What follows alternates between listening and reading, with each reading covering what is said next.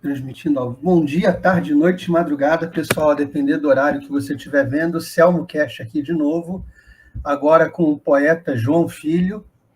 João, prazer ter você aqui. Prazer é meu, Selmo. Valeu mesmo pelo convite. Nada. Você é da Mondrongo Editora, né? Publiquei 3 livros de poesia pela Mondrongo, né, que é uma editora daqui da Bahia, de Itabuna. E publiquei também livros de contos, mas por outras editoras. Eu comecei com os contos, na verdade, né? Eu comecei em 2005, 2004, com um livro de contos pela editora Baleia, o livro chama-se Encarniçado, 2004. Mas a Baleia publicou 3 livros e fechou. Mas o meu foi o segundo, então eu não sou culpado de ter quebrado a editora, né? Quem quiser comprar esses livros de contos agora que saíram pela Baleia, como é que faz? Encontra fácil na estante virtual, né? Eu publiquei, só para repassar rapidinho, em 2004 foi pela Baleia um de contos, chamado Encarniçado, 2009, aí para uma editora daqui de Salvador, chamada P55, também um de contos, Ao Longo da Linha Amarela, e 2014, aí sim, veio o primeiro livro de poesia, que foi pela Mondrongo, que é A Dimensão Necessária, e 2014 também um de crônicas, né, que é o Dicionário Amoroso de Salvador, pela editora Casarão do Verbo. E aí, 2017, um outro de poesia, Alto da Romaria, também pela Mondrongo. E 2020, o último de poesia, Um Sol de Bolso, também pela Mondrongo. Eu vi o Alto da Romaria, O Sol de Bolso, né? E o outro pela Mondrongo, chamado Dimensão Necessária. Isso. Eu vi ali no site da Mondrongo, estão os 3 disponíveis. Eu estava conversando no vídeo passado com o Rodrigo Duarte Garcia, ele falou que tem alguns poetas estão indo para a Mondrongo Editora. Ele acha que isso talvez seja até mesmo um novo movimento da poesia brasileira. O que está acontecendo assim a Mondrongo está atraindo mais poetas por alguma razão especial? Está se formando mesmo alguma coisa ali? Veja, o Vladimir Saldanha, até eu assisti a entrevista do Rodrigo, muito boa. O Rodrigo é um grande escritor, né? Só publicou um livro, mas já levantou bastante poeira, né? O Vladimir Saldanha, que também é publicado pela Mondrongo, é poeta daqui de Salvador, ele pegou um termo do Harold Bloom, né, do crítico norte-americano, e aí ele desenvolveu aqui também um chamado underground poético, né, um underground estético, na verdade. E é aquela coisa assim, quem ainda trabalha com a questão de forma, rima, métrica, ou seja, aquilo que nunca foi abandonado pela poesia de todos os tempos, né? Nada contra Verso Livre, tem muitos poetas que trabalham também com Verso Livre, e aí Vladimir e todos nós começamos a perceber que há no país inteiro, de várias tendências religiosas, ou ateias, ou não importa a bandeira ideológica, mas vários poetas trabalham com essa mesma perspectiva estética, né? Ou seja, o plano estético vem primeiro. E aí ele fez uma antologia, que também foi publicada pela Mondrongo, chamada Poesia em Contracorrente. Eu acho que são 15 poetas, 16, tem mais poetas, eu não vou me lembrar o número correto agora. Então, assim, é uma forma de perceber essa corrente subterrânea da poesia que está acontecendo no Brasil. Então, você tem poetas como Érico Nogueira, publicado pela Realizações, eu estou também na antologia, você tem o Vladimir Saldanha, você tem poetas como José Francisco Botelho, que é mais conhecido como tradutor e contista, que é do Rio Grande do Sul. Então, você tem em vários lugares do país poetas não é um grupo, não é uma geração, mas, digamos assim, tem o contato, a liga que dá, o primeiro plano é o plano estético. Então, assim, esse pessoal, muita gente foi publicada pela Mondrongo, mas a Mondrongo publica muito tipo de poesia, né? Uma outra leitura também pequena, que é a Patuá, mas a Patuá aparece mais o pessoal, digamos assim, vamos chamar com 2 grandes grupos imensos que tem aí, não é bem isso, mas mais ou menos isso, para dar o panorama. A poesia, digamos, que dialoga mais com a tradição, é uma poesia mais vanguardista, digamos assim.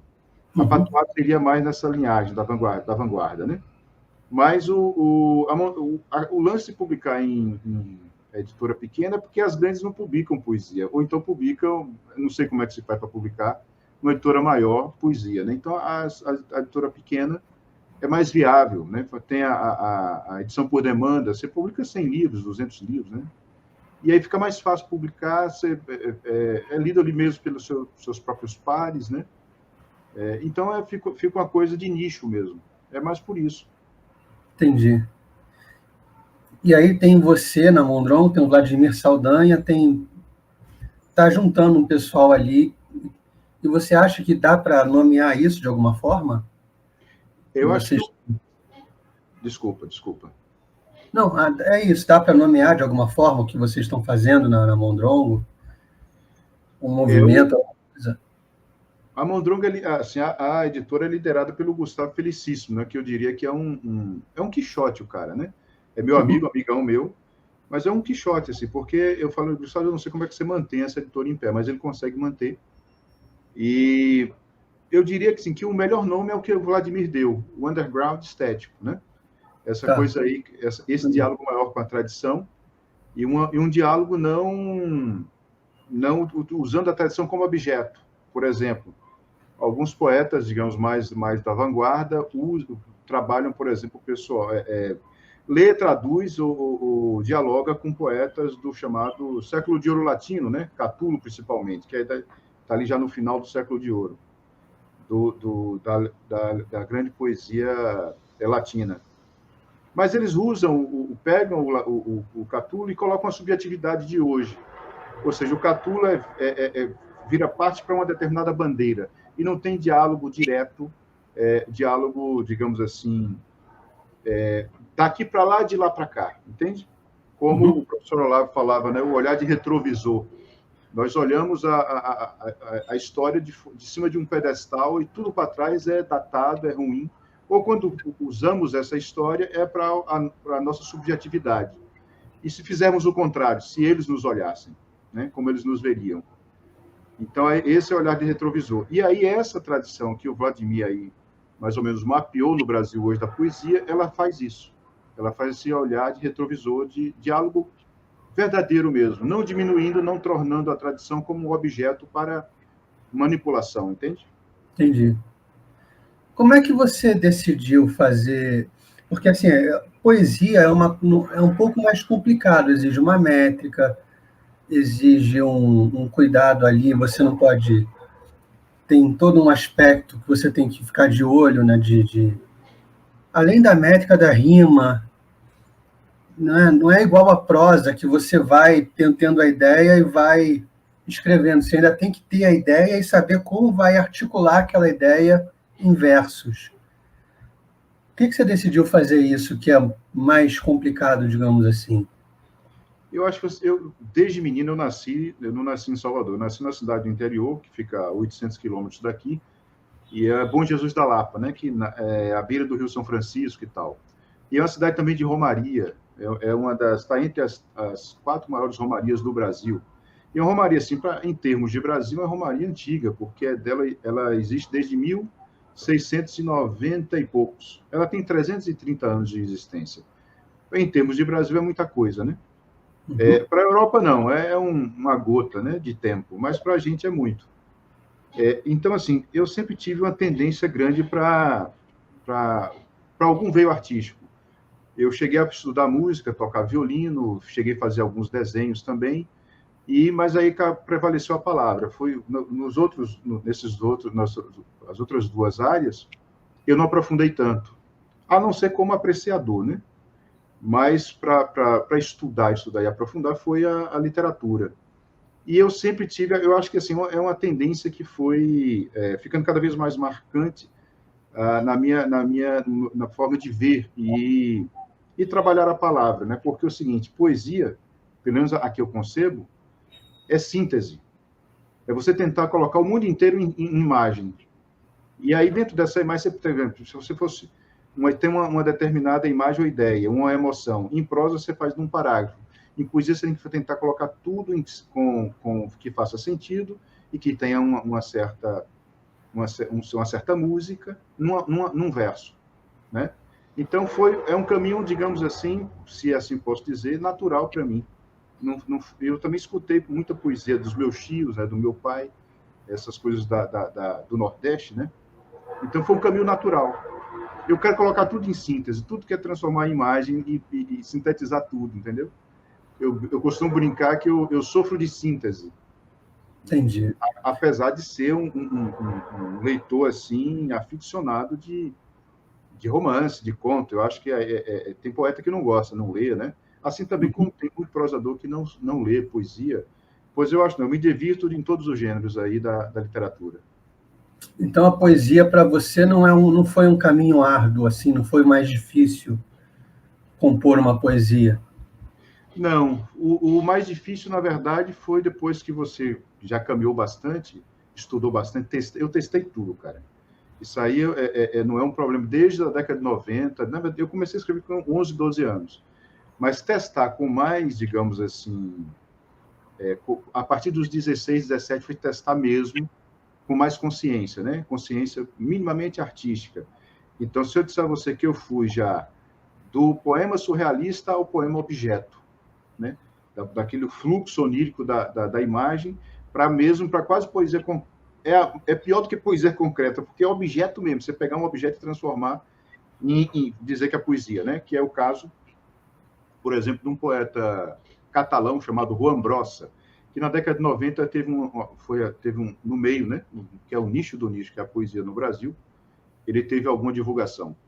Então, o Juan Brossa tem essa coisa. Então, eu fui desses dois extremos. E tudo eu tentei.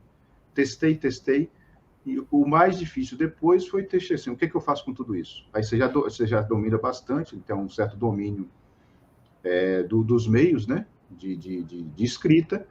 E aí você vai perguntar, aí você vai começar a descobrir seus temas, né? Você vai descobrir também, tentar uma relação profunda entre tema, domínio técnico e vivência. Aí, essa parte foi a mais difícil, eu diria. Né? Entendi. Você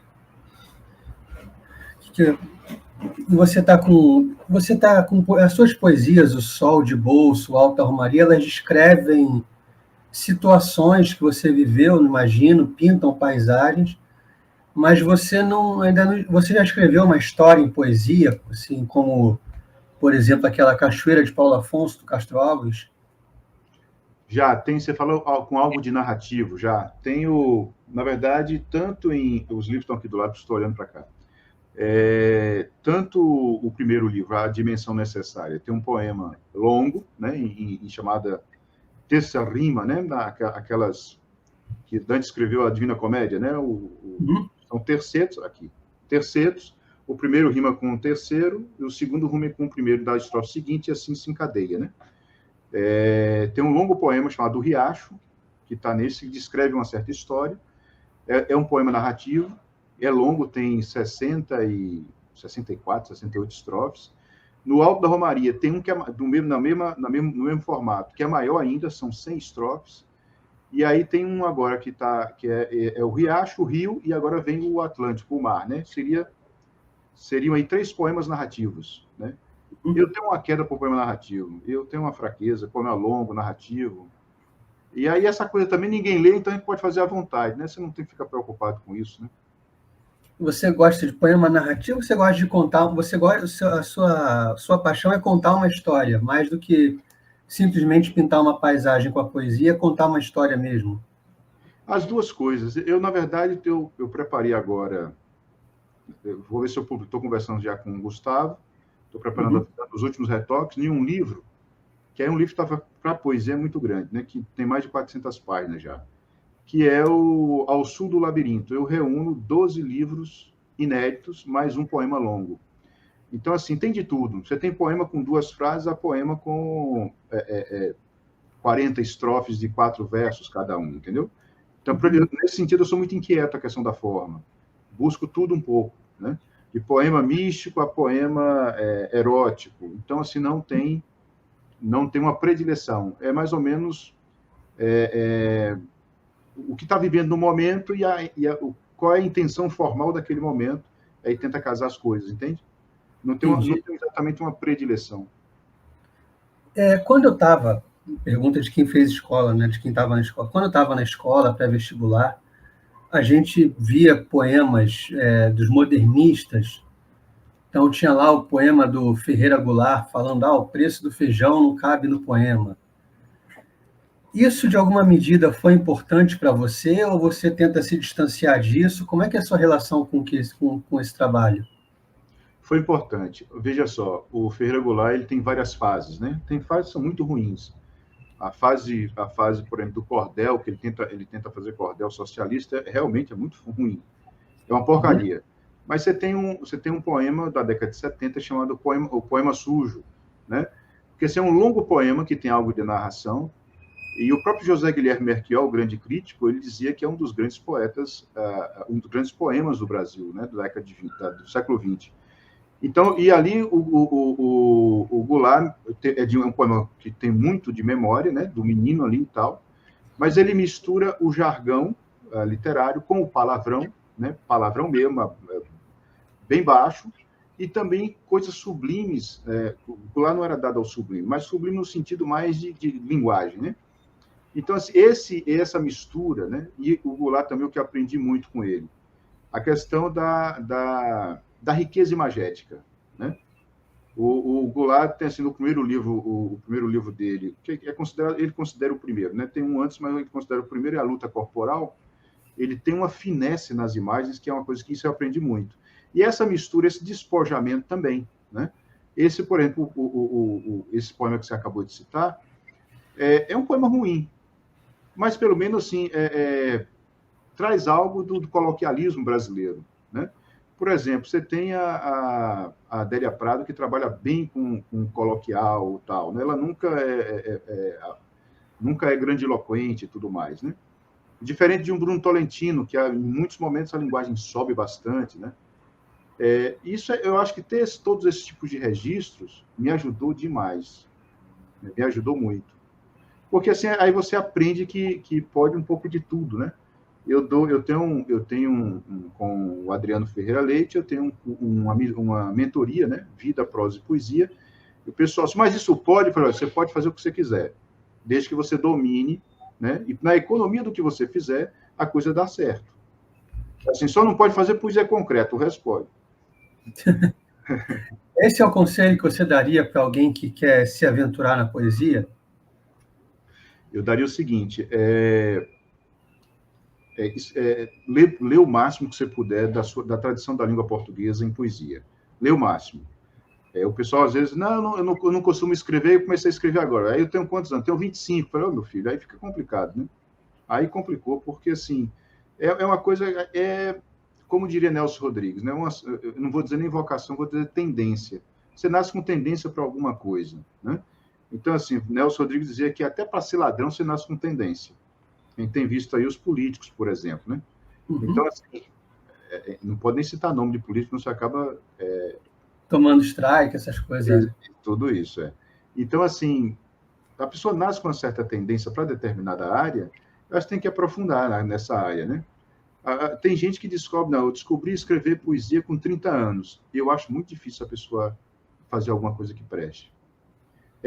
Veja, o pessoal fala, mas não sei quem publicou, Saramago publicou o romance aos 50, Graciliano aos 40. Sim, mas eles escrevem desde menino. Eles estão ali testando. Saramago, o pessoal não sabe. Saramago escreveu poesia, escreveu teatro, escreveu um primeiro romance que ele mesmo renega, não deixa nem aparecer, que era muito ruim. Era uma cópia ruim de Árcia de Queiroz. Então tem isso. Aí quando ele vem e publica, isso aqui é o meu primeiro livro, ele está com 50 anos. Né? A Adélia Prado é a mesma coisa. A Adélia publica com 40 anos. Mas ela escreve desde menina. Então vai testando, vai vendo se não é realmente o que... Se a pessoa é mesmo, isso realmente serve para mim, eu quero isso realmente, entendeu? Para que eu quero isso? Realmente uma necessidade de expressão. Né? Eu acho que o caminho é isso aí. E ler bastante. Se você tem, leia o máximo que você puder. Depois, outras línguas, vai conhecendo as outras tradições, né? Entendi. Então, jovens não escrevam ainda, mais ou menos isso. Não, escrevam muito, mas não publiquem. E não mandem para eu ler. Se me pagarem bem, mas se eu recebo toda semana eu recebo muitos poemas no Você Instagram, né? edita? Não, eu recebo, o pessoal quer que eu leia e dê uma opinião e tal. Uhum. Quando eu vejo que a pessoa tem uma certa mão, eu até dou uma opinião. Mas quando não tem, eu não respondo nada. Né? Porque aí fica alimentando, como diria as músicas antigas, alimentando ilusões, né? Ou seja, se eu mandar alguma coisa para você, eu já sei a resposta. Se eu responder é porque você tem alguma mão, se não responder é porque Já era. desiste. Mas Eu vou é assim em tudo, né? É assim é, em todas as na vida. áreas, né? É. Eu mando o poema, depois, quando eu vou ver, estou bloqueado. Eu não bloqueei, não, nunca bloqueei ninguém, não, mas Então, eu só não respondo. você, desde pequeno, você teve contato com a poesia? As pessoas contavam poesia para você, seus pais? Meu pai e meu tio, tem um tio, né? Um tio meu que recitava de memória muito cordel. E Uhum. é aquela coisa assim de forma indireta, porque meu pai também tinha. Meu pai, a família toda vem da roça, né? Da roça mesmo. Eu estava ouvindo também eu não assisti toda, mas assisti também do César Miranda, né? César Uhum. Miranda veio da roça mesmo. A minha família, assim, eu não, eu venho de uma cidade pequena, né? Então, meu pai vem aqui da roça, assim, uma casa aqui e uma casa a 2 quilômetros, né? O vizinho mais próximo. Então, é roça. E aí ele vai para São Paulo e meu pai tem a 4ª série primária só. Ele só tem até a 4ª série, mas sempre leu. Então, eu me lembro, desde menino, ter, por exemplo, algumas coleções de livros em casa. Ele comprava enciclopédias, comprava muitas antologias, né? Eu me lembro ter lido muito novo Castro Alves, Jorge de Lima, né? Eu me lembro que me aconteceu aos 12 anos. Isso foi uma coisa marcante que eu nunca me esqueci. Essas coleções que ele comprou, eu peguei Dom Casmurro para ler. E eu tive um déjà vu assim, inacreditável. Falei, eu conheço esse senhor de barba branca, eu sei quem é esse sujeito. Eu não sabia quem era, né? Machado de Assis, não sabia nem, fazia nem ideia de quem era. Mas assim, tive essa coisa por exemplo, aos 16 anos, meu pai tinha a coleção toda do Graciliano Ramos, uma edição bacana. Eu li toda aos 16, né? É claro que não entendi nada, né? Depois tive que reler tudo. Ficava anotando palavras, não sabia o que era seixo, trôpego, ficava anotando e procurando dicionário. E a Bíblia que foi sempre uma presença constante na casa dos meus pais, né? Eu também tive alguma dificuldade com Machado, porque eu era muito novo. E aí tem um momento que ele fala: ela me amou durante um conto de réis, ou 10 contos de réis, alguma coisa assim. E na hora eu não entendi nada. Depois de mais velha que a gente vai entender algumas coisas, né? Com certeza. Muita coisa. Eu me lembro, com 12 anos, eu li, meu pai tinha isso num móvel, até hoje tem esse móvel lá na casa dos meus pais, oratório, né? Que tinha um monte de livro. E esse oratório, eu me lembro pegando e lendo todo, a imagem ficou do Elogio da Loucura de Erasmo de Roterdã. Eu não entendi uma vírgula, né? Mas lia, né? Menino, adolescente É complicado. é metida besta. Né? Então vai lá ler, não entende, mas depois você vai relendo, né? Vai vendo outras coisas, né? Vai vivendo também. A literatura de cordel é uma tradição muito forte aí no Nordeste, no interior da Bahia. É muito forte. Assim, como diz um amigo meu que é estudioso do cordel, a tese dele, né? A tese de doutorado é sobre cordel. O cordel, mas na grande maioria das vezes, como ele mesmo diz, usando as palavras dele, né? Ele fala o seguinte: o cordel, às vezes, a poesia frequenta o cordel. O que quer dizer com isso? Ele diz que o cordel é mais informativo, é uma coisa muito simples, é popular. E, às vezes, em alguns momentos, a grande poesia vai lá e entra. Tem grandes poetas cordelistas, né? Tem coisas muito bonitas. Mas, na grande maioria das vezes, é uma poesia bem popular, pobre mesmo, né? O que ficou marcado para mim foram os ritmos, né? E no Nordeste tem muitos ritmos que hoje são tipicamente nordestinos, mas que vieram nascem, aparecem na Provença, né? O galope à beira-mar, né? Aquele ritmo, por exemplo, que você já deve ter ouvido, que o Zé Ramalho fez aquela música, né? Beira-Mar, né? Eu entendo a noite como um oceano que enche de sombras o mundo do sol, do mundo de sol. E vai, né? É um ritmo bem marcado. Esses ritmos é que ficaram. E aí depois eu reutilizei em alguns livros, mas já usando aquilo que se chama de poesia erudita, né? Não poesia popular. Uhum. Entendeu?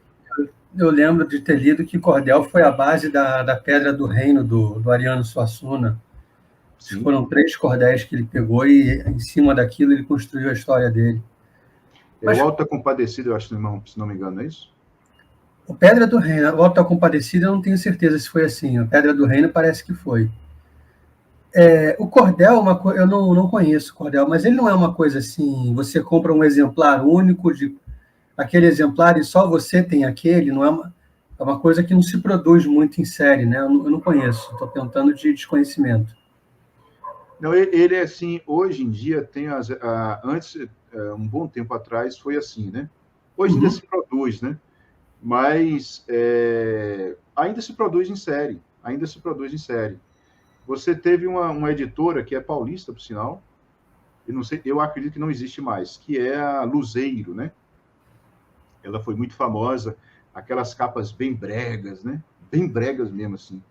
E aí ficou muito famosa e publicou muita gente mesmo. Mas ainda se produz em série. Hoje o cordel, por exemplo, está mais bem editado, né? Na grande maioria das vezes, eu digo, né? Porque também tem muito poeta cordelista que é ruim de métrica. E no cordel, como a música é importantíssima, aí é aquele monte de pé quebrado, né? Ritmo quebrado, aí é muito chato. Ou então não faz. O cordel ainda é uma tradição muito forte, ele tem a venda, mas o consumo dele é grande ainda? O consumo talvez não sei se é tão grande, mas a tradição é forte. Por exemplo, você vê, acho que é final da década de 90, início de 2000, acho que é isso mesmo. Aquele grupo de música lá de Pernambuco, né? Que é a Cordel do Fogo Encantado. Uhum. Ele trouxe muito cordel de volta, né? Voltou novamente, né? O cordel hoje é praticamente urbano, né? Não é mais no interior, tá? Muito mais urbano. Então, mas tem coisas boas no cordel. Tem muita coisa boa ainda. Mas ainda é muito forte a tradição. Entendi. Qual foi o livro que você mais gostou o primeiro livro, né, que você mais gostou de ler, que você lembra de ter puxado você para a literatura? Foi o Dom Casmurro? Caramba, acho que eu não me lembro. Uma pergunta que eu nunca me fiz. O primeiro, assim, não me lembro. Eu li muito. O Dom Casmurro foi esse déjà vu que eu já havia lido algumas coisas antes, né? Essas enciclopédias, antologias. Meu pai comprava e tal. Muito gibi. Já nasceu numa família leitora, né? Não, meu pai é que era até hoje é leitor. Meu pai, né? Só ele. Só ele. Ele sim. Né? Minha avó, a mãe dele, que já faleceu, mas ela foi professora primária, mas primária também nesse lugar na roça, né?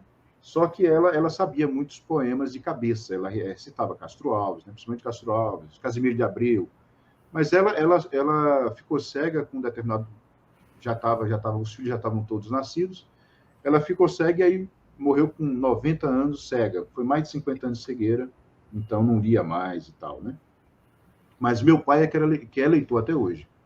Meu pai é leitor. E incentivava, de alguma forma, você a buscar os livros. Porque os livros estavam lá, né? Era aquela coisa que ele lendo. Exatamente. Exatamente. Surgia a curiosidade, eu queria saber das coisas, como é que as coisas acontecem, o que troço é isso, né? Porque, assim, desde menino, sempre teve eu sempre tive aquele espanto, né? De o que é ser e estar no mundo. Sempre. Eu não sabia nada, né? Era apenas pura intuição. Era pura intuição. Mas sempre teve isso. Ficar assim, meu Deus, o que é isso aqui? Né? E aí buscava nos livros, tentando, no livro deve ter alguma coisa que falar a respeito. Né? E aí eu buscava os livros. E também, assim, e tinha muito gibi. Lembro, minha irmã também, né? Lá em casa são 4 irmãos, né? São 2 casais. E aí a gente leu muito gibi, leu gibi pra caramba. Na sua infância, o livro teve muitos rivais de televisão, rádio, videogame, qualquer coisa? Não, até videogame não, que eu nunca tive queda por videogame. Não, eu nunca tive videogame, nunca tivemos videogame em casa. Televisão, eu nasci em 75, então a televisão só chega nos arredores lá de casa, não lá em casa, na casa dos meus pais, mas nos arredores, em 80 e 82. Eu me lembro da Copa do Mundo de 82, né? Tinha 7 anos. Então, assim, era um rival, mas um rival que não atrapalhava muito. Eu sempre gostei e tal, assistir e tudo mais, né? Criança fica fascinada por TV, né? Mas, sim, assim, mas o bicho, o livro já tinha mordido. Aí eu queria ler sempre, não queria ficar para trás. Eu queria ler o tempo todo, né? Como hoje, até hoje. Porque as aventuras que você gostava estavam nos livros, né? Exato, exato. E, assim, era uma infância que, naquele momento, final da década... Não, 80, né? 1980 em diante, era assim, solto, na cidade inteira, né? Brincava à vontade, não tinha problema nenhum, não tinha violência. Naquele momento não tinha violência. Não tinha droga, não tinha nada disso. Então, nas férias, por exemplo, íamos para a casa do meu avô, que era um pouco mais distante, mas aí era na roça mesmo, em cima da serra, né? Aí aquela coisa quase mítica mesmo. E na cidade era casa e escola e ficar solto na cidade.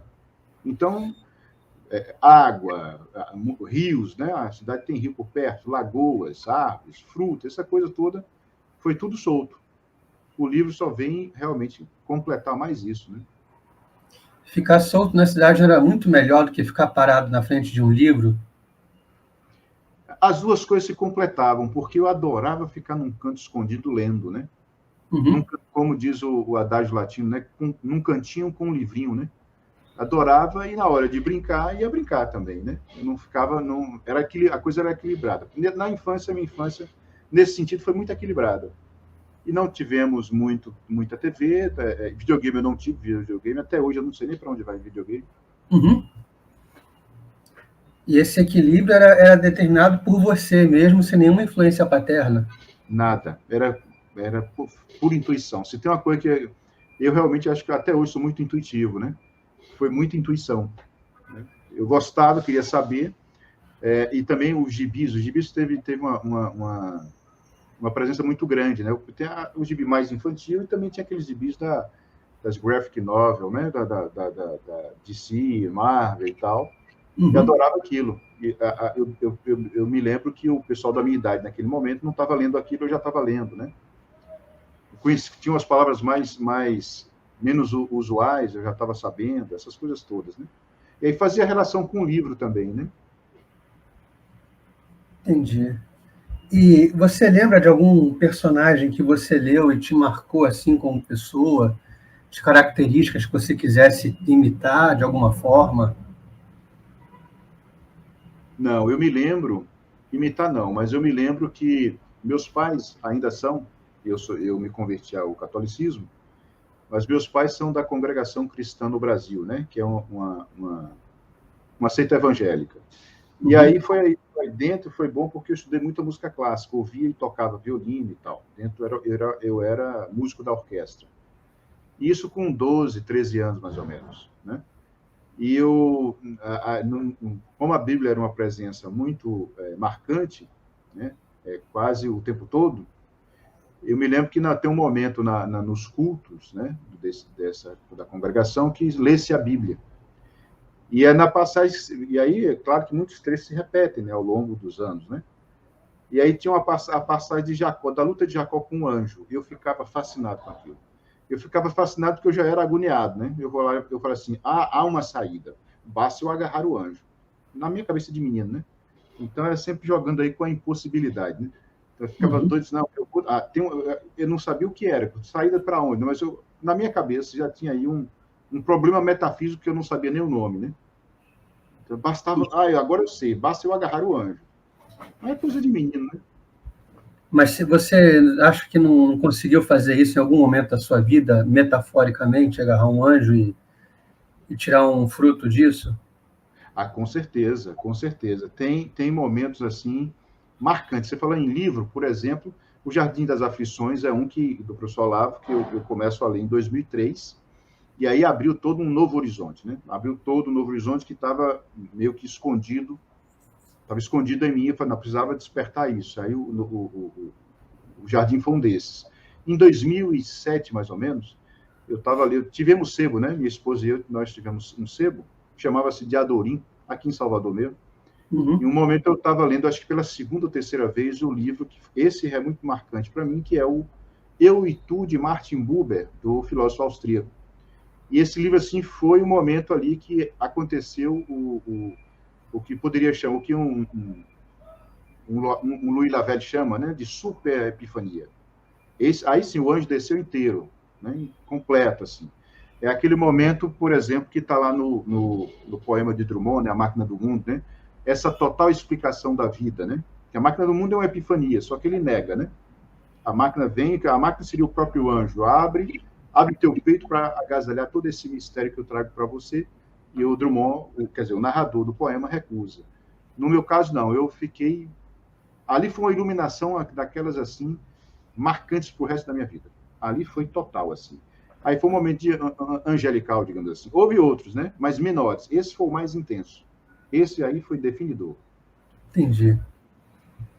Você, você aprendeu a ler pelo exemplo? Você ensinou a ler pelo exemplo? Não sei se você tem filhos, se você tem. Não tenho filho, não tenho. Não. Infelizmente não temos filho, não temos. Então não temos filhos. E eu acho que eu nunca ensinei ninguém a ler. Assim, Não conseguiu converter. não, alfabetizar mesmo, né? Como professor, acho que não. Mas Mas ah, inocular o hábito da leitura em alguém.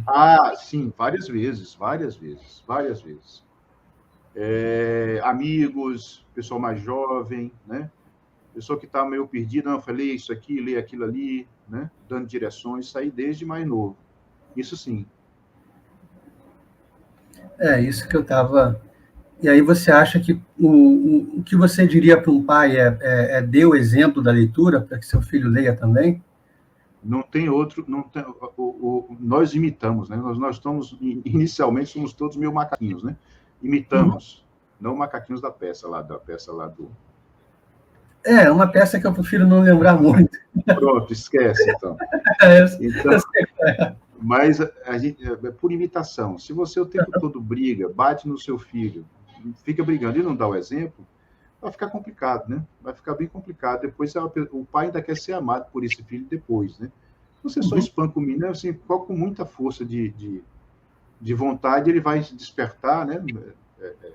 Deus vai despertar no coração dele para, não, apesar de tudo, eu tenho que amar meu pai, né? Mas é uma coisa bem complicada. Então, o exemplo é a melhor coisa a seguir, né?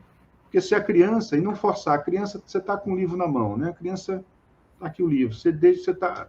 Meus pais o tempo todo estão com a cara enfiada no livro, nos momentos em casa, com a cara enfiada no livro. A criança fica com curiosidade, o que troço tem aí dentro, que eu quero saber também. Né? Intuitivamente, ela vai lá e busca. Ter livros em casa, né?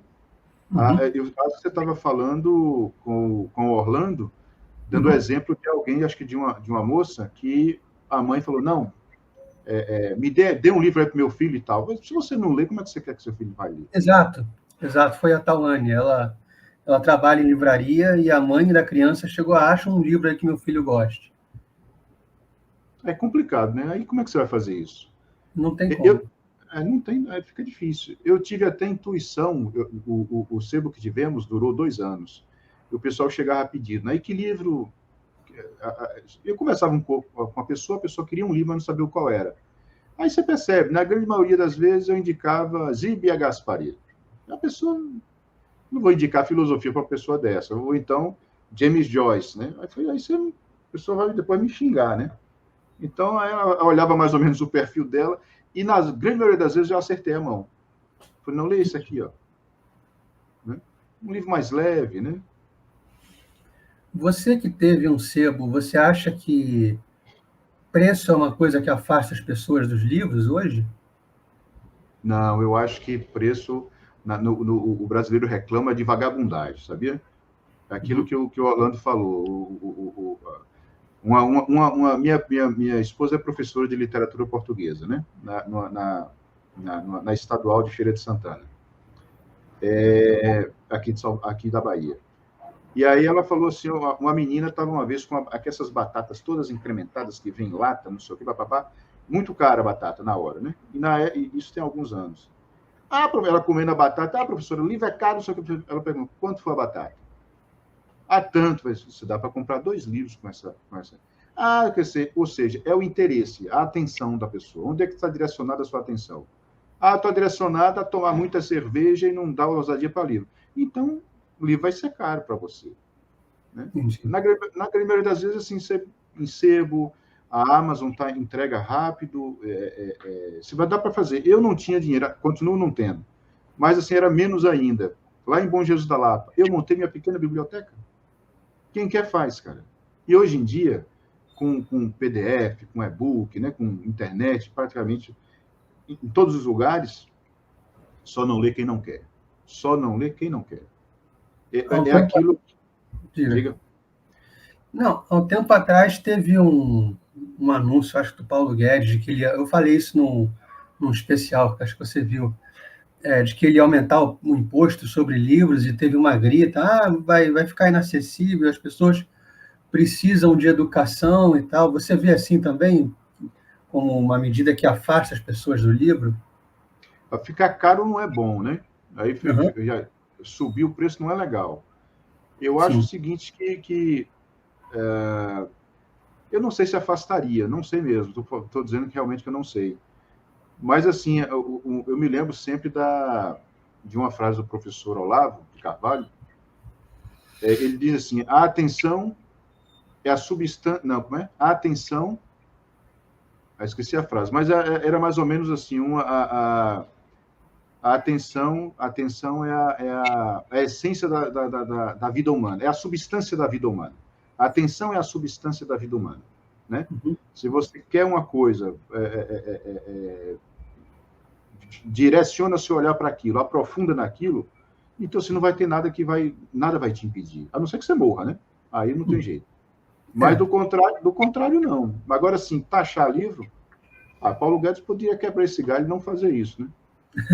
Eu não sei agora como é que está essa história. Eu estou falando aqui porque eu lembro de uma manchete, assim, um pouco vagamente, mas eu não tenho certeza se chegou a acontecer, né? Não vou afirmar categoricamente, que não seria honesto. Mas... E aqui em Copacabana, né, eu falei isso também, aqui em Copacabana tem gente que vende livro no meio da rua. Você olha assim, na calçada o cara espalha alguns livros e tal. Eu acho que dá para você garimpar e pegar alguma coisa. Dá. Veja, eu tenho aqui, ó, tá aqui do lado, aqui em casa tem livro para tudo quanto é canto, né? Tem livro tudo quanto é canto. Tem aqui na frente, do lado, tem outro, mais 2 quartos, tem mais livro e tal, enfim. Isso aqui eu garimpei por R$10 na rua. Isso é a biografia de Machado de Assis por Lúcia Miguel Pereira. Eu sempre faço esses garimpos, sempre, né? E é a 4ª edição de 1949, o livro está bem conservado, apesar da data, né? Então, foi achado na rua por R$10. Eu achei vários livros assim. Eu comprei, por exemplo, não sei se vai dar para ver aqui, acho que não vai dar, mas está atrás da cadeira, que é os 4 volumes do Érico Veríssimo, né? Do Tempo e o Vento, os 4 volumes do Tempo e o Vento. Eu acho que eu comprei tudo, os 4 volumes que são imensos, eu devo ter comprado tudo por R$30. Foi na rua também, assim, gente colocando livro na rua para vender, né? Eu faço uma coisa aqui também perto, não tão perto, mas também não está tão longe, tem um homem que coloca, tem um senhor que coloca livros na rua e tal, faço uma garimpada às vezes, é barato, R$10 e tal, e também levo, quando eu dou uma baixa aqui, eu levo para ele, vai ficar aí, você... Sim, faz uma troca, né? Não, eu dou mesmo, eu deixo lá, eu sempre dou uma baixa e dou, né? Porque senão, livro, você sabe que livro é igual coelho, né? Ele se reproduz à noite, né? Isso é verdade. A biblioteca vai crescendo sem você nem perceber, isso é verdade. Você falou em PDF, Kindle, né? Você lê muito em dispositivo eletrônico? Leio. É assim, eu tenho o meu Kindle, uso bastante e tal, mas também, não, como você está vendo aí no fundo, tem livro para tudo quanto é lado, sempre tem... Eu prefiro o livro impresso, entende? Eu prefiro, porque eu gosto de marcar, arriscar, eu não tenho um negócio de melhor edição, eu não sou bibliófilo, isso aí eu não sou. Né? Uhum. Tanto em condições de leitura, está de bom tamanho. E eu vou meter o lápis para dentro, porque eu rabisco o livro todo. Eu rabisco todo. Eu não faço com caneta, mas com lápis, sim. Né? Então, eu uso muito o Kindle, até aqui estou aqui na frente do computador, eu uso o computador também, né? Tem uma pequena biblioteca no computador e tal. Eu acho que o suporte, eu prefiro, porque estamos mais acostumados, somos gutenbergianos, né? Com livro e tal.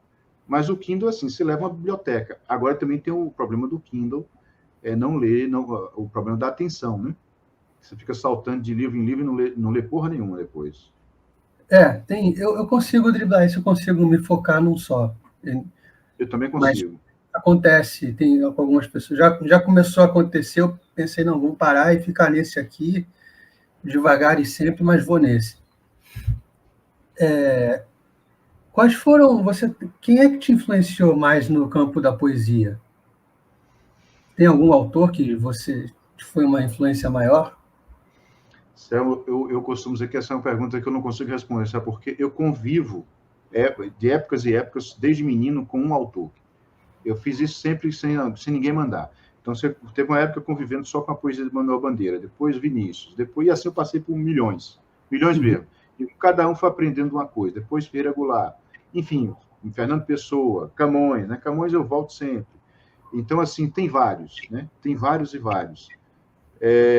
Uma época muito com Bruno Tolentino, a poesia toda de Bruno, vai e volta, né?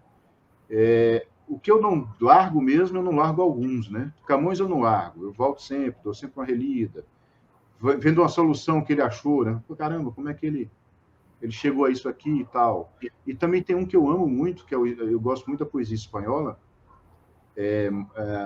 o Antônio Machado, né? Antônio Machado. Dono Antônio, eu acho assim que é o que eu queria escrever com poesia. Simples, profundo, belo e musical, sabe? Eu não queria fazer nada muito complicado e tal. Eu queria aqui quase no limite da simplicidade. Ele é o seu norte. Assim, ele e Camões. Mas, assim, são muitos autores.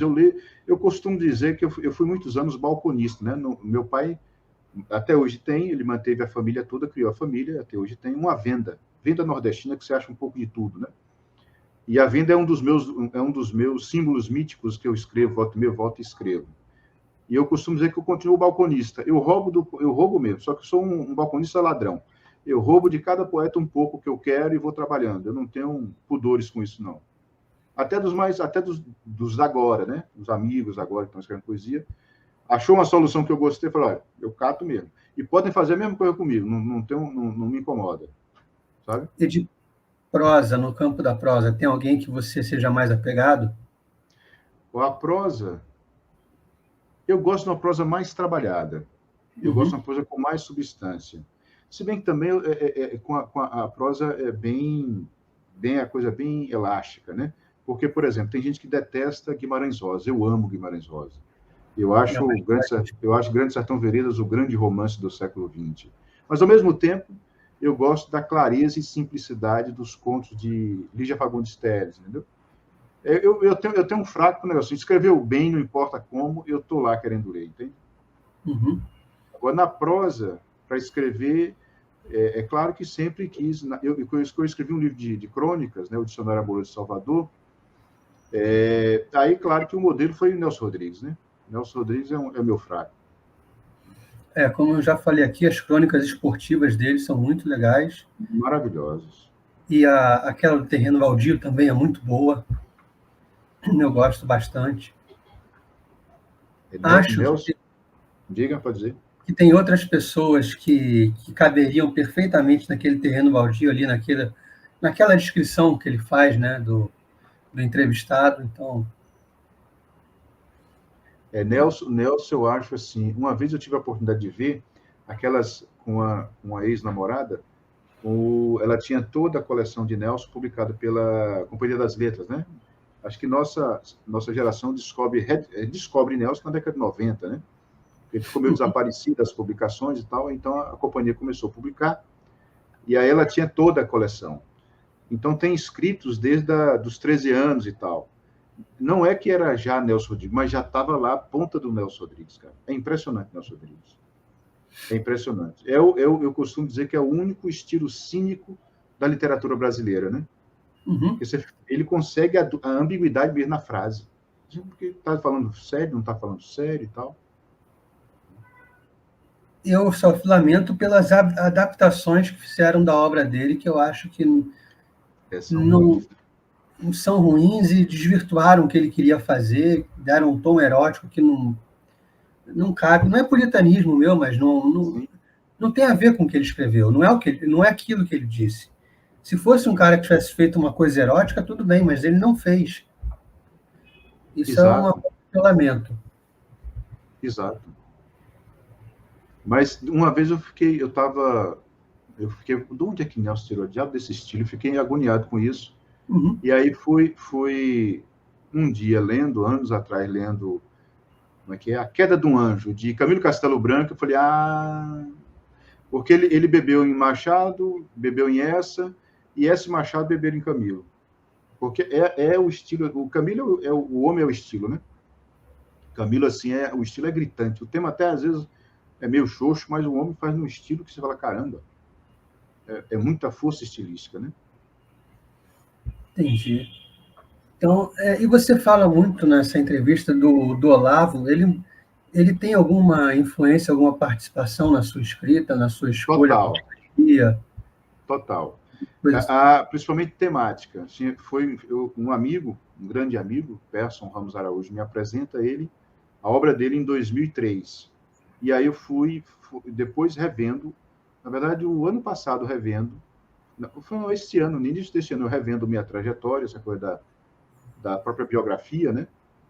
Só para ver mesmo, nada de narcisismo, mas só para ver sua própria trajetória. Eu vi que a minha conversão ao catolicismo começou em 2003 sem que eu soubesse. Começou com o Olavo. E de lá, assim, os temas, né? Os temas de metafísica, tempo e eternidade, né? Tudo isso aí está espalhado nos 3 livros de poesia, nos outros livros de contos, menos o Encarniçado, que é o primeiro. Está tudo espalhado e foi tudo bebido e aprendido com o Olavo. Né? Uhum. Fui saindo assim de treva mesmo espiritual, até caminhar para a igreja, né? Que eu na verdade fui batizado na igreja menino, criança, mas nunca frequentei a igreja católica. Então eu tive que começar praticamente do zero. Então Olavo na escrita, enfim, os temas então são fundamentais. Não fazia ideia. Quem gosta do João Filho, o que pode esperar para o futuro? Eu estou preparando esse livro agora, né? Há poemas, os poemas que sobreviveram, aqueles que eu acho, não, isso aqui não é tão indecente assim, não está tão ruim, né? Na minha perspectiva. Então, há poemas de 1998 até este ano. Então, são 12 livros de poesia, mais um poema longo. Agora, tem um pouco de tudo, né? Porque, assim, eu só não fiz ainda romance. O resto tudo eu já fiz. Eu escrevi peça de teatro, que foi encenada, lá em Bom Jesus da Lapa, né? Foi por encomenda, mas foi publicada. Eu escrevi crônica, eu escrevi ensaio, eu traduzi poesia, traduzi ensaio. Eu fiz poesia, né? Dentro da poesia, em vários gêneros da poesia. O que mais? Conto, já falei. Teatro, tese, dissertação, enfim. Eu só não fiz romance. Letra de música, eu fiz muita letra de música. O meu, digamos assim, o maior sucesso em letra de música foi na novela da Globo Velho Chico. Tem uma música, que a letra é minha, a música é de um grande parceirão, Paulo Araújo, que é de 2016, né, a novela. Então, fiz um pouco de tudo, só não fiz romance. Você pretende fazer romance? Eu pretendo. Venho tentando desde 2006, 2007, eu estou tentando, mas aí não tenho a mão. Romancista mesmo é minha mulher. Minha mulher é realmente romancista, né? Já é premiada e tal. Mas romance é muito difícil, cara. Né? E eu fico pensando só em síntese. Você tem um esqueleto de uma história que você queira contar, alguma coisa do tipo? Os personagens? Tenho tudo na cabeça, só falta desenvolver, e aí a coisa trava aqui, trava ali, enfim. Né? Mas o negócio que só está na cabeça não resolve, né? Tem que literatura é linguagem, e é linguagem acabada no papel, não tem como, né? Exato. Você tem, então, como é que é a sua rotina de escritor? O Rodrigo estava contando que todo dia ele tem uma meta semanal, né? Ele tenta cumprir uma meta na semana. Como é que é o seu caso? Não, com a poesia, não. Com a poesia, digamos assim, é um aleatório que tem ordem, se assim eu posso dizer. Por exemplo, o livro Alto da Romaria, né? Está aqui, esse aqui. O Alto da Romaria, eu comecei a escrevê-lo em 1998. Só consegui terminar em 2017. Mas aí houve paradas, né? Mas assim, a ideia geral do livro estava na cabeça. Eu fui construindo lentamente, aí quando acontecia, eu escrevia. Mas, por exemplo, o Dicionário Amoroso de Salvador, que é o de crônicas, eu escrevi em 3 meses. Aí eu sentava pela manhã e só levantava à noite, né? Ou seja, aproveitava a manhã, à noite, e aí assim escrevi. Aí o livro saiu, né? Esse livro de crônicas. O restante não, é um pouco meio... É o método confuso, né? É um método, você vai... Eu não me incomodo em escrever no meio do carnaval. Se pintar um poema, eu escrevo, o mundo aqui apaga ao redor, não tem problema comigo. Minha mulher fica impressionada, mas eu não tenho dificuldade de concentração nesse sentido. Mas aí o carnaval de rua é muito intenso, tem muito barulho. Demais. Todo ano a gente tem que, quando tem carnaval, tem que sair daqui. Porque aqui está pertinho do circuito do carnaval, né? Então é um inferno. Ah, entendi. É um inferno, inferno. Eu só dei o exemplo, né? Mas porque assim, eu escrevo em qualquer lugar. Eu escrevo dirigindo, e como eu escrevo na grande maioria das vezes o poema com métrica e rima, se não tiver métrica e rima, tem um ritmo marcante, então mesmo sendo verso livre, então você vai contando no dedo, né? E memorizando. Então, acho que quando para, anota tudo. Você tem que anotar tudo na hora, né? Quando vem a ideia. Às vezes não. Às vezes eu, por exemplo, tenho um livro que vai sair junto desses 12 aí, que eu te falei, esse monte de livro junto. Eu escrevi praticamente ele todo dentro do carro, dirigindo, né, fazendo coisas na cidade. Caramba. E aí contava nos dedos aqui, memorizava. Aí quando parava é que eu anotava. Porque assim, a métrica ajuda muito a memória. Métrica e rima é um negócio fantástico para a memória. Eu achei que fosse ao contrário. Não, ajuda demais. Não, ajuda demais. Uma coisa para você ver, né? Se um poeta começa, jovem, muito jovem, a aprender métrica e desenvolve bem o domínio métrico, ele vai ter uma dificuldade imensa de fazer verso livre. Imensa. É uma coisa mais comum. Você fica viciado no troço. Porque tudo é contado, na verdade. Tudo é metrificado. Na fala nossa, quer ver? Ó? Tudo é metrificar. Deu 6, entendeu? Tudo fica... O que você falar tem métrica, na verdade. É o ritmo da língua, né? É por isso o português é comum a paroxítona, né? Então, isso dá uma ondulação na língua, né? A língua portuguesa é ondular. Parece onda do mar mesmo. E é por isso que o chamado decassílabo, o de 10, né? O mais comum é considerado o verso mais doce da língua, porque é na segunda, na sexta e na 10ª. Né? Aí, ouviram do Ipiranga as margens plá. Se você contar da segunda, sexta e 10ª. Só conta até a última tônica, né? Geralmente. Geralmente não, em português só conta até a última tônica. Então é muito doce esse tipo de cadência, né? De ritmo, de métrica. Então, quando você pega a mão na coisa, você não quer largar mais nunca. Aí fica difícil fazer verso livre. A grande maioria faz verso livre porque não sabe métrica. É isso que eu imaginava. Não sei se é um pensamento preconceituoso meu, mas eu imaginava mais ou menos isso.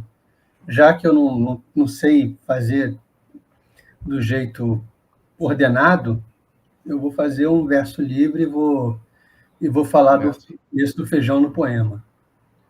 Agora, o Ferreira Goulart sabia métrica muito, muito mesmo. Ele conhecia. Ele fez a opção para fazer o verso livre. Tem nesse primeiro livro dele, que é um livro que tem poemas, assim, às vezes bem doidões, mas ao mesmo tempo tem um soneto que é um dos mais belos sonetos da língua, e não sou eu que estou falando, o próprio Manuel Bandeira falava isso, e Ferreira Goulart escreveu isso com 23 anos. Vê se eu me lembro rapidamente do soneto. Ó. Prometi-me possuí-la muito embora, prometi-me possuí-la muito embora, ela me cegar, puta, esqueci a porra do poema. Prometi-me possuí-la muito embora, ela me redimisse ou me cegasse. Busquei-a na catástrofe da aurora, e na fonte e no muro onde sua face, entre a lucidez e a paz sonora, entre a água, da água e dos musgos, solitária nasce. Sempre que me acerco, mas sempre que me acerco, vai-se embora, como se me temesse ou me odiasse. Ele, no final fica claro o que ele está falando. Assim persigo-a, lúcido e demente, se por detrás da tarde transparente seus pés vislumbro, logo nos desvãos das nuvens fogem, luminosos e ágeis. Vocabulário e corpo, deuses frágeis, e eu colho a ausência que me queima as mãos. Ele está falando desde o início ao fim da metapoesia, né? Da grande poesia do mundo. Por isso que ele falou, prometi-me possuí-la, possuir a grande arte da poesia. E ele vai descrevendo, e nos dois últimos versos ficam claros o tema. Né? Vocabulário e corpo, deuses frágeis, e eu colho a ausência que me queima as mãos. Então, assim, ele sabia métrica, ele é que escolheu fazer outra coisa. É um Ferreira Goulart diferente do que me foi apresentado. Você acha que tem uma falha no ensino da literatura completo, ou é o que dá, os professores fazem o que dá para fazer? Como é que você percebe esse ensino? Quando eu fiz o segundo grau, né, e ali foi apresentado a literatura, já tinha falhas feias, porque misturava Camões com letras de axé, já naquela época, década de 90 já tinha isso. Então, isso aí tem um desequilíbrio enorme, né? Por exemplo, te apresentaram o Ferreira Goulart do feijão, né? No negócio do preço e tal, que é um poema ruim, pobre em todos os sentidos. Mas, ao mesmo tempo, tem esse Ferreira Goulart que eu acabei de falar, que é um poema aí altíssimo, um soneto perfeito, em decassílabo, perfeitos. Isso é também, mais o Ferreira Goulart depois, né? Isso eles não colocam lá no currículo escolar, né? Tem o Ferreira Goulart, por exemplo, daquela Quando Você Fosse Embora, que é uma cantiga linda, né?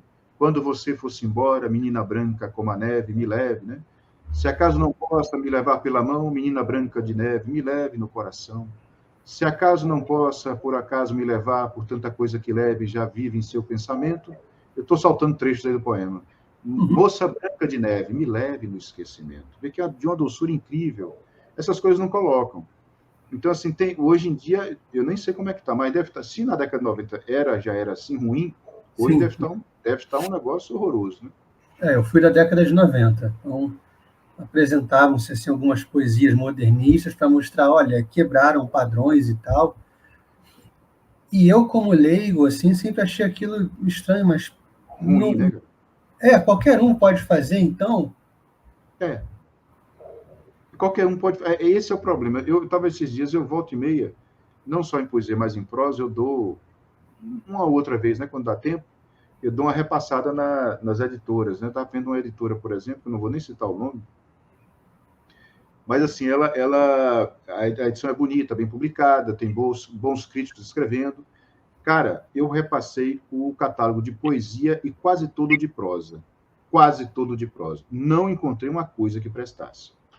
Não encontrei uma, assim, porque eles dão um exemplo, né, do que está no livro, né, um ou dois exemplos. E não tem uma coisa que... Eu falei, pô, se isso é poesia, se isso é prosa, qualquer um faz o que quiser. Aquela coisa da arte, antes de ser arte, é artesanato, né? O negócio é o seguinte, quando o pessoal vai para um médico, né? Ele quer alguém que domine a arte médica, né? Sim. Porque senão você vira... Você fica lá babando pro resto da vida ou morre, né? E na arte, não. Na arte vale tudo. Né? Não tem se mais... Você vai conversar vendo esse pessoal, vai falar até determinados temas, né? foram assim, desapareceram do horizonte. Tema, forma, construção, né? Porque, para mim, como eu concebo um bom poema, né? Um bom verso, que claro que faça sentido, né? Mas que tenha densidade, que tenha conteúdo, que tenha música, né? Mesmo sendo uma música áspera, como é a de João Cabral de Melo Neto. João Cabral tem poemas, tem ali, ele quis isso, né? Ele mesmo se dizia antimusical e antilírico. Mas veja, para fazer o que ele fez, tem que conhecer muito, tem que ser muito bom. O próprio Drummond não é lá muito bom musicalmente, né? No sentido de sonoridade agradável. Ele é um pouco mais áspero, né? Mais duro, porque ele era assim, ele queria isso. Mas foi Drummond que escreveu, que é considerado talvez o maior poema da língua portuguesa, um dos maiores, talvez, com certeza um dos maiores, que é A Máquina do Mundo, né? Uhum. O Drummond, acho que é esse que ele fala da angerosíssima viagem, é esse? Como é que é? Qual que fala? Tem um que fala em dangerosíssima viagem, acho que é esse. Não, esse é aquele que começa assim, e como eu palmilhasse vagamente uma estrada de Minas pedregosa. E ele vai, alguém andando numa estrada de Minas, do interior, e a noite está descendo, e ao mesmo tempo que a noite está descendo, também tem uma noite interior. Então, são duas noites que se encontram, né? E aí aparece, em um determinado momento, ele tem uma epifania daquelas que eu te falei antes, luminosas, e a Máquina do Mundo vem e desce. Porque a Máquina do Mundo é um tema que atravessa a poesia ocidental, né? Já está em Camões, está em Dante, está antes também. Que é a própria abertura o universo se abre e mostra-se. Diga. Deixa eu te perguntar uma coisa. A pior poesia que você já leu na sua vida é arte? Não. A pior poesia... Seja ela qual for, ela é arte? Não. Tão arte quanto Camões e... Não. Tem que ter tudo, tem que ter esse alinhamento de coisas, essa união, esse mosaico que tem uma unidade, uma coisa unitária, né? Conteúdo, tema alto, música, imagens incomuns, digamos assim. Por que eu falo imagem comum? Porque eu acompanho muita gente que escreve poesia na mentoria e também outras pessoas, e o pessoal faz muita imagem comum, por falta de conhecimento da própria lírica da sua língua. Então, assim, não é fazer imagem doidas, né? Mas, por exemplo, quando Camões escreve Sobre os Rios que Vão, né? Que para mim, esse é talvez o maior poema da língua, lírico, né? Esse é um negócio assim absurdo. Ele já escreve mais na velhice, já, no que ele chegou de velhice. Veja que ele usa imagens que não são comuns na época dele, ficaram comuns depois dele, né? Então, todos esses elementos, você equilibrar num poema, aí sim você alcança o patamar de arte, mesmo que seja verso livre. Por exemplo, Manuel Bandeira tem poemas muito simples e falando, por exemplo, de balãozinhos na feira, de meninos que vendem carvão, os meninos carvoeiros, né? Então, assim, são poemas que, se você olha como um todo, eles enganam muito pela simplicidade, né? Mas, assim, Bandeira consegue fazer magia com isso, consegue mesmo. Se você for ler com cuidado, ler sem preconceito, né? Você vai ver que ali ele realmente toca o coração humano, ele aquece seu coração com pouca coisa. Mas aí é Manuel Bandeira, né? É isso. Obrigadão, João, pela participação aqui, pelo bate-papo. Eu que agradeço. Legal ser aqui. A gente está vendo, eu estou vendo aqui no site, tem a dimensão necessária, o Sol de Bolsa. A dimensão necessária é um premiado, né? A dimensão necessária é um premiado. Ganhou o prêmio da Biblioteca Nacional de 2015, de poesia, né? É o prêmio Alfonso de Guimarães. Foi esse mesmo. Um Sol de Bolso, que é esse aqui.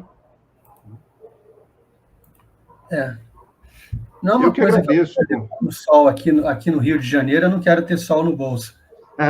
Aqui também tem muito sol. Eu que agradeço o convite, valeu mesmo, muito obrigado pelo convite, foi ótimo conversar com você. Eu só queria ler um poema, posso ler um poema? Pode. Eu vou até cortar, depois botar um corte só da sua leitura. Tá, eu vou ler um poema que a gente falou de cordel, Então, eu vou ler um poema que usa a estrutura do cordel e da décima, né? E aí tem uma forma cantar, que é falso canto, na verdade, chama-se Ciranda Clandestina.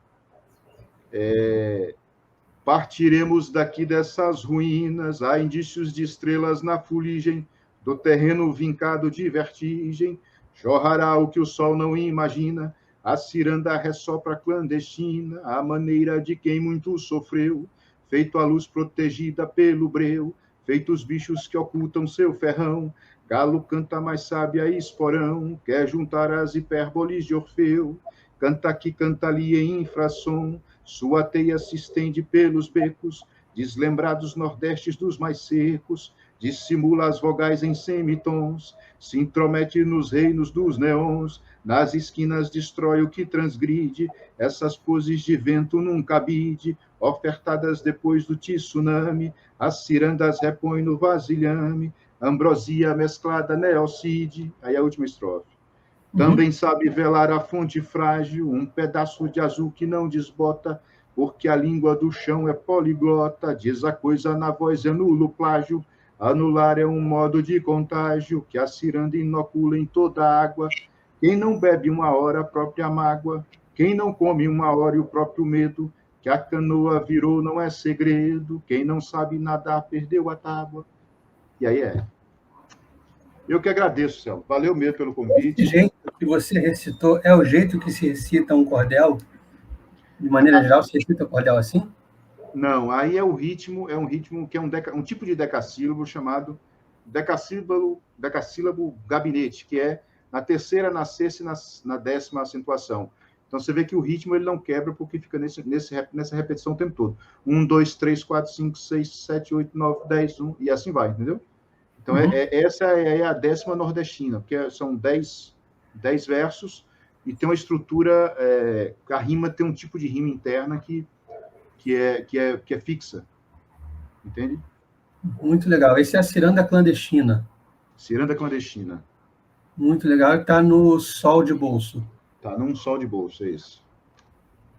Que, por sinal, eu tive a alegria do Rodrigo Garcia Duarte, ele escreveu sobre esse livro até. Foi uma grande alegria. Mas ele tem a orelha por ele, alguma coisa assim? Não, né? Não. Ele escreveu, eu nem sei, ele realmente foi por livre e espontânea vontade dele, ele descobriu o livro e escreveu, né? Desenhou em algum lugar.